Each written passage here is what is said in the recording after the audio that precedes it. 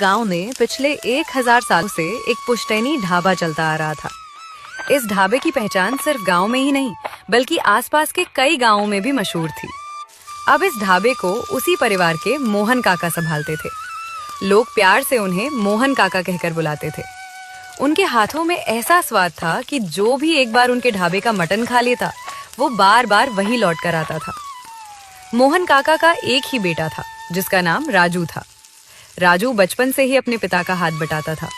वो ग्राहकों को खाना परोसता, बर्तन साफ करता और कभी-कभी मसाले पीसने में भी मदद करता था।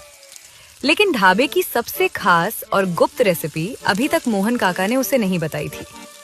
काका का मानना था कि उस खास मसाले का राज सिर्फ सही समय आने पर ही बताया जाना चाहिए। गांव के लोग अक्सर सुबह-सुबह ही ढाबे पर मटन खाने पहुंच जाते थे। कई मजदूर और किसान तो बिना मोहन काका के हाथ का मटन खाए काम पर ही नहीं जाते थे। ढाबे के बाहर सुबह से ही लंबी लाइन लग जाती थी। गर्म गर्म रोटियों की खुशबू और मसालेदार मटन की महक पूरे गांव में फैल जाती थी।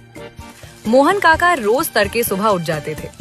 अंधेरा रहते ही वे चूल्हा जला देते और बड़े बड़े बर्तनों में मटन पकाना शुरू कर देते। खास मसालों और धीमी आंच पर पकने की वजह से उनका मटन बेहद स्वादिष्ट बनता था।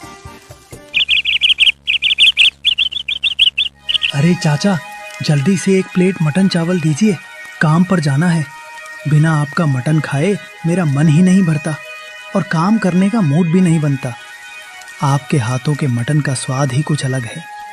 गांव में बहुत लोगों ने मटन बनाया, लेकिन आपके मटन की तुलना किसी दूसरे के खाने से हो ही नहीं सकती। जैसे ही आपकी दुकान से मसालों की खुशबू आती है, खुद ब खुद पैर यहीं चले आते हैं।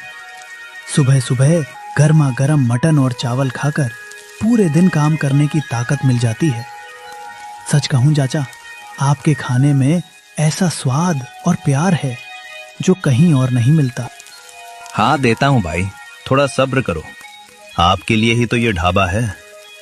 हमारे पुरखों के समय से ही हम गांव के लोगों की सेवा करते आ रहे हैं। हमारा परिवार इस गांव से बहुत प्यार करता है और गांव वालों से जो सम्मान और अपनापन मिलता है उसी में हम खुश हैं। आप लोग जितने प्यार और खुशी से हमारा मटन खाते हैं, उतना ही आनंद हमें उसे बनाकर खिलाने में मिलता है। यही तो हमारे काम की असली कमाई है। पैसे तो आते जाते रहते हैं, लेकिन लोगों के चेहरे पर संतोष और खुशी देखना सबसे बड़ी बात होती है। लो भाई, गर्मा गर्म मटन चावल तैयार है। ऊपर से थोड़ा मसाला और रस्सा भी डाल दिया है। आराम से बैठकर खाओ और बताना आज स्वाद कैसा लगा। अगर और चाहिए तो बेहिचक बोल देना। अपने लोगों के लिए कभी कमी नहीं होने देंगे।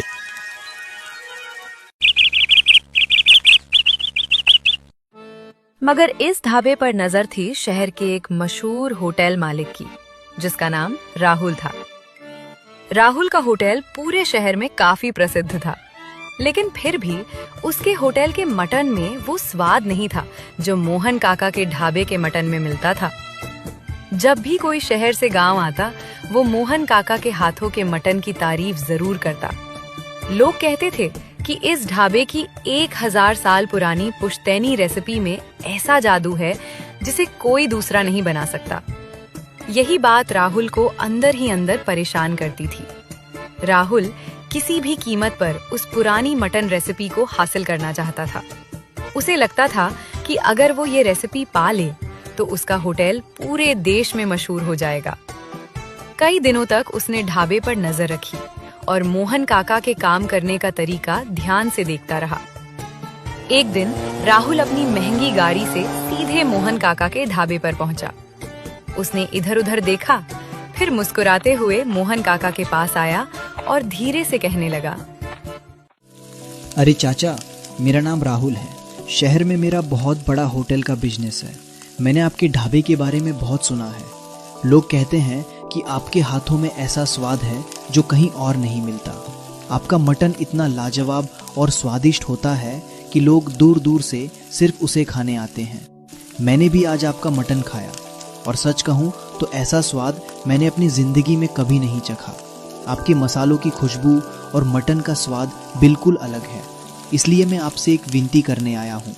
मैं जानना चाहता हूँ कि आप ये खास रेसिपी कैसे बनाते हैं। अगर आप मुझे अपनी ये रेसिपी बता दें तो मैं आपको इसके बदले पूरे 1 लाख रुपए दूंगा। इतना ही नहीं, आपका नाम भी पूरे शहर में मशहूर कर दूंगा। बस चाचा, मुझे ये अनोखी रेसिपी दे दीजिए। नहीं बेटा, मैं ये रेसिपी किसी को भी नहीं दे सकता। ये हमारे परिवार की पुश्तैनी रेसिपी है जो पिछले कई 100 सालों से हमारे घर में संभाल कर रखी गई है। ये सिर्फ और सिर्फ हमारे गांव के लोगों के लिए है। हमारे पूर्वजों ने हमें सख्त हिदायत दी थी कि इस रेसिपी को किसी भी कीमत पर बेचना नहीं चाहिए, चाहे सामने कितना भी बड़ा लालच क्यों ना हो, लेकिन इस स्वाद और परंपरा को पैसों के लिए कभी नहीं छोड़ना चाहिए। बेटा, पैसा आज है तो कल नहीं रहेगा, लेकिन हमारे पूर्वजों की इज्जत और उनकी दी हुई विरासत हमेशा हमारे साथ रहेगी।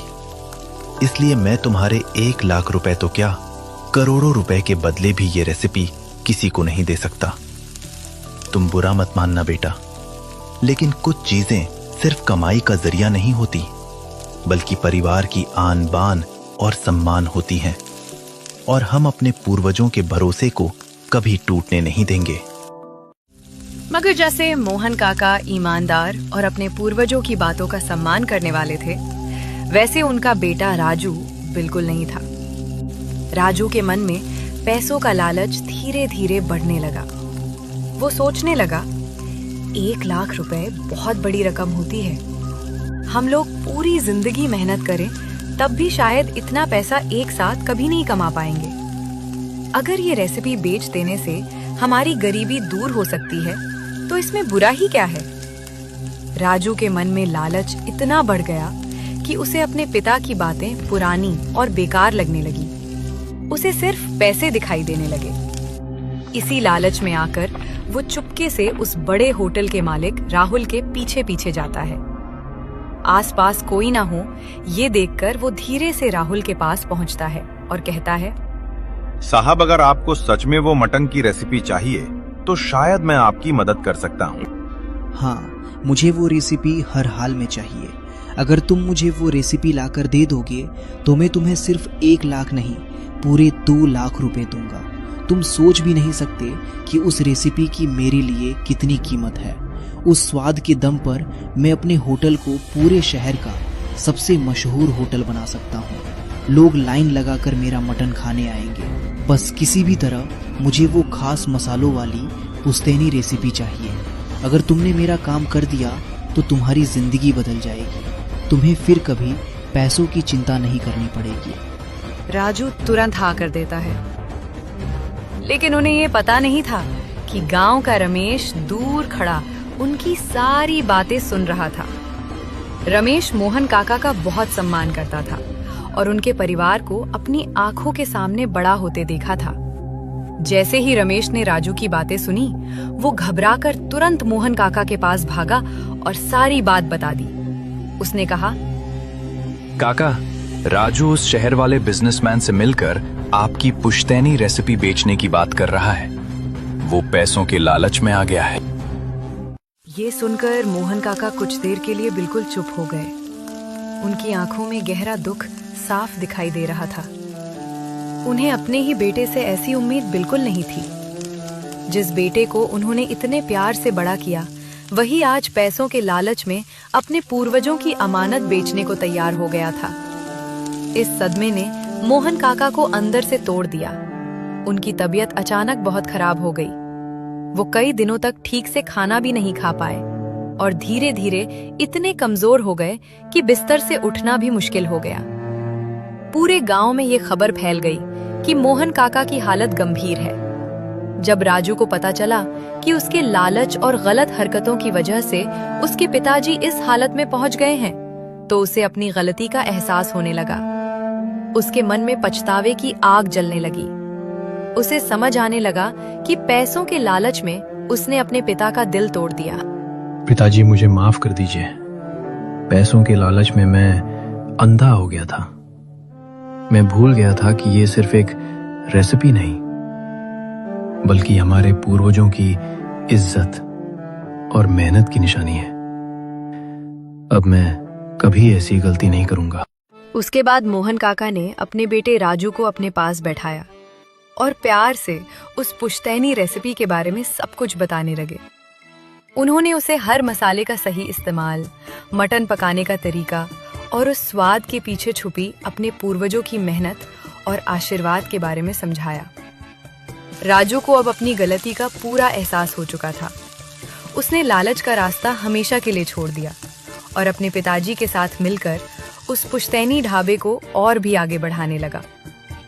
अगर आपको ये कहानी अच्छी लगी हो तो वीडियो को लाइक करें, चैनल को सब्सक्राइब करें, अपने दोस्तों के साथ शेयर करें और कमेंट करके जरूर बताएं कि आपको कहानी कैसी लगी। हम फिर मिलेंगे एक और नई और मजेदार कहानी के साथ। तब तक के लिए बाय दोस्तों।